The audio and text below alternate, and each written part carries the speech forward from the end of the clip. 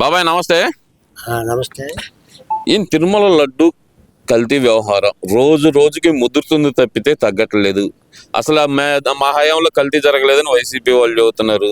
జరిగింది మీ హయాంలోనే, మా హయాంలో జరగలేదు, అది హెరిటేజ్ వాళ్ళే చేశారనే మాట మళ్ళీ కొత్తగా తెర మీదకి వస్తుంది. ఏంటంటారు ఇదంతా? వాళ్ళు టార్గెట్ చేయటమే కానీ ఎర్గేట్ సంస్థ అనేవాళ్ళు అక్కడ పోయి కూడా టీవీ ఛానల్ వాళ్ళు కూడా పోయి పరిశోధనలు చేశారు. మహా టీవీ వాళ్ళు, TV5 వాళ్ళు పోయి కూడా పరిశోధన మాట్లాడి వచ్చారు. వాళ్ళు డైరెక్ట్ అసలు నేనే మాట్లాడాడు దాని మీద పొరుగు నష్టం దావా కూడా వేస్తామని కూడా వివరించాడు. అంతకన్నా ఏం కావాలి వీళ్ళకి? వీళ్ళు చేసిన తప్పు పని కప్పిపుచ్చుకోవడానికి ఎదురు టార్గెట్ చేస్తున్నారు. అంతేగాని దానిలో అంతంత మిషన్లు పెట్టి పెద్ద సెంట్రల్గా ఉన్న మిషన్లు పెట్టి పరిశోధన చేస్తే వీళ్ళు కాదంటే అటు కుదిరిద్ది. దాన్ని తప్పుకోవడానికి ఓదానికి లింక్ పెట్టుకొని రాత పట్టిస్తున్నారు. హిందూ మతాన్ని, పిల్లల్ని, అందరినీ సంస్కారం లేకుండా ఆ సభలో చెప్పులు వేసుకోకుండా మాట్లాడామంటారు. బొమ్మ ఆడ పడేశారు, దేవుడు బొమ్మ. మరి అదే చంద్రబాబు కాడకు చెప్పులు ఉన్నాయి అంటారు. ప్రూఫ్ పెట్టి చేశారు. తప్పుడు మాటలు, తప్పుడు ముడుచులు తప్పితే మంచితనం వాళ్ళ దగ్గర లేదు. ఇంకో ఎన్ని జన్మలు ఎత్తినా రాదు. వాళ్ళ ప్రభావం అంతేను. దిశ మార్చుకోలేరు. మారితే బాగానే బాగుపడతారు. ఆ భగవంతుడు ఆయన ఎప్పుడు సహకారం ఇచ్చి మామూలుగా మాట్లాడతారో కానీ తెలియదు కానీ వాళ్ళని ఎప్పుడు కూడా ఒక కంటితో చూస్తానే ఉంటాడు ఆ భగవంతుడు అనే ఆయన. యాడీ బాదు. వాళ్ళు చేసిన పాపం వాళ్ళ బిడ్డల మీద, వాళ్ళ మీద పడిద్ది. అయితే చాలా లేట్ అయింది వాళ్ళ బిడ్డల మీద పట్టం. నేను ఇన్ని చూసా. పాపం చేసిన వాళ్ళకి లోగడు కూడా పాపాత్ములుగా ఆ కాపురాల్లో దెబ్బతిన్నాళ్ళు బొచ్చడి మంది ఉంటారు. అట్నే పూర్వం వాళ్ళ ఆపజత్తులు చంపిన వాళ్ళు మరి అడుక్కుంటా ప్లేట్ కట్టుకొని, అమ్మ మేము ఈ పాపం చేసాము, ఆ రోజు ఈ పాపం చేయడానికి మాకు ఈ కరం పట్టింది, ఈ కరంలో మేము బొంగ నీళ్ళు తాగుతున్నాం మరి పడిపోయినప్పుడు అని వివరంగా పదార్థాలు చెప్పిన వాళ్ళు ఉన్నారు. అట్లాంటి పాపం ఎడకు కూడా ఎప్పుడో మళ్ళీ తగిలిద్ది. మానవుడిగా మటుకి, మనుషుల మటుకి ఈ ఇళ్ళు మంచి ఓర్పుగా సహనంతో ఉన్నారు కాబట్టి వాళ్ళు టార్గెట్ ఎక్కువైపోతుంది కాబట్టి. ఇది కాదు బాబాయ్, అసలు మరీ ముఖ్యంగా చూస్తే కనుక ప్రతి ఒక్కళ్ళు వచ్చి చంద్రబాబు నాయుడుదే తప్పు, అసలు కల్తీ జరిగిందని బయట పెట్టాల్సిన అవసరం ఏముంది అని అంటున్నారు కదా. మరి దాన్ని ఎంతవరకు చూడాలంటారు? మరి కల్తీ జరిగిందని చంద్రబాబు నాయుడు వీళ్ళు మనకు బయట పెట్టకపోతే రేపు కల్తీ జరిగినప్పుడు సీఎంగా నువ్వే ఉండవు కదా, ఏం చేసావు, బయట ఎందుకు పెట్టలేదని అడుగుతారు. ముందు ఏం చేశారు? రాజా వివేకానంద రేపినప్పుడు రక్తపోటు అని కత్తిపోటు పెట్టి అనమాలు చూపించారు. మరి అట్నే రేపు తర్వాత ఏమైంది? రివర్స్ కాల. ఇది కూడా అంతే. ఇప్పుడు కొట్టాల్సిన మొట్టికి ఒకటే సోది టేప్ రికార్డ్ తిరగొట్టి కొట్టి వాయించి వదిలి పెడతారు. ఎందుకు? అబద్ధం కూడా నిజం అవుతుందని. అది అబద్ధం ఎప్పుడు నిక్కడిగా అయినా నిజంగానే తేలిద్ది. కానీ వాడు అంత మాత్రా ఈ సన్నాసులు అన్నమాట అంత మాత్రాన చంద్రబాబు మీదకి ఏం బాదు సావదు. సుప్రీంకోర్టు ఉంది, ఆ కోర్టులో వాళ్ళు ఉన్నారు. వాళ్ళు అనంతబాబుని ఏం చేశాడు? నేను సుప్రీంకోర్టులో ఏం పెట్టింది? అట్నే సైలెంట్గా ఎవరు చేసే పనులు చేస్తారు. వాళ్ళు ఆ యాదవులు వాగుతానే ఉంటారు సన్నాసి మాటలు. దానివల్ల మనకి ఎవరికి అసలు అందరికన్నా కూడా ఆ దేవుడి కన్నా కూడా ప్రజల దేవుడు గొప్పవాళ్ళు. ప్రజలే నమ్మట్లేదు అంటున్నారు కదా. అసలు ప్రజలే నమ్మట్లేదు అంటే కల్తీ జరిగిందంటే అందరేగా అంటున్నారు కదా. ప్రజలు ఎందుకు నమ్మట్లేదా? ఇవాళ ఎందుకు ప్రజలు నమ్మట్లేదుగా? 11 మంది ఉన్నారుగా రాజీనామా చేసి వడ్డీ రమ్మను బోడ కొడుకుల్ని అసెంబ్లీ పోకుండా ప్రజల డబ్బులు దోసుకునే వాళ్ళు బయటికి రమ్మను, వచ్చే రాజీనామా చేయమను, ఎలక్షన్ పెట్టమను, ఎవరు గెలుస్తారో దమ్ము తెలిసింది. అది పద్ధతి.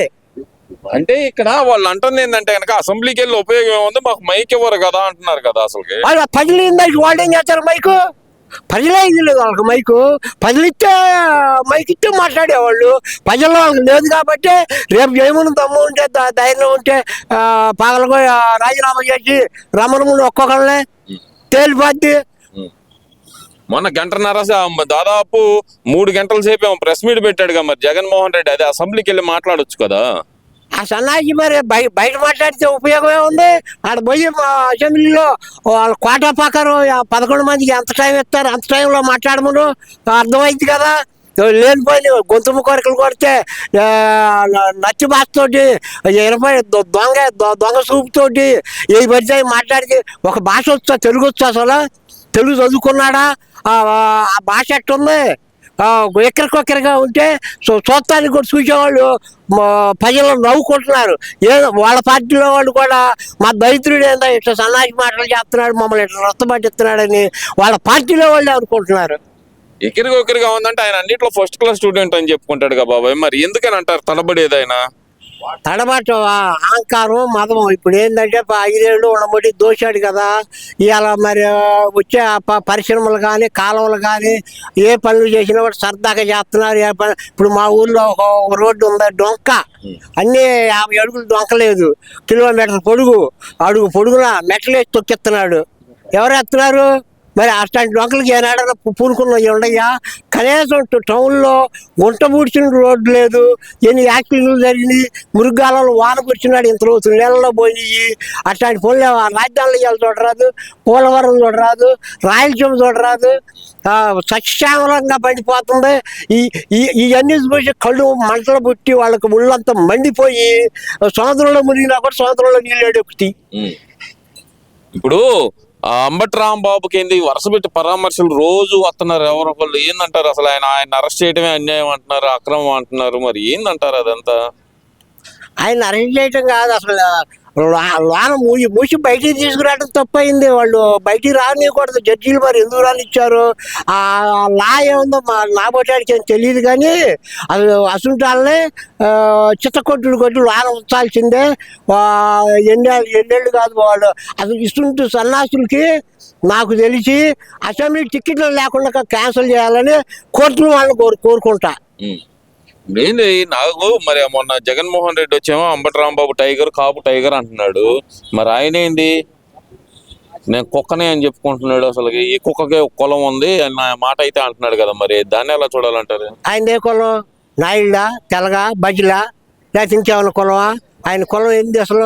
కులాలు ఎందుకు? పద్మనాభం ఏమన్నాడు? నా జాతి జాతి జాతి అని ఎగిరాడు. ఏమైంది? బోర్లు పడ్డాడు. ఇప్పుడు ఈయన కూడా అంతే. ఏ కులంతో ఏం పని? ఎవరికో పుడతారు, వస్తారు, పెరుగుతారు, చేస్తారు. కులంతో ఏంది ఎలా? ఏ కులంలో ఒక్కళ్ళ వాళ్ళు చేసుకోవట్లేదా? ఆయన కొడుకు కూతుళ్ళు ఎవరిని చేసుకున్నారు? కమ్మారిని చేసుకున్నాడు. కమ్మారిని తిట్టాడు. ఆయన అసలు బుద్ధి ఉందా, సిగ్గు శరం ఉందా? అసలు కులాల సంగతి ఎందుకు? నీకు వేసేవాడు నీకు వేస్తారు, వాళ్ళకి వేసేవాళ్ళు వాళ్ళకి వేస్తారు. కులాల వాళ్ళని వచ్చి ఎడగొట్టి నాయుళ్ళు ఎడగొట్టి పవన్ కళ్యాణ్ ఎడదీసి నాశనం చేయడానికి చూస్తున్నాడు. కానీ ప్రతి మనిషి కూడా ఆనందంగా సంతోషంగా నిద్రపోతున్నారు ఇప్పుడు.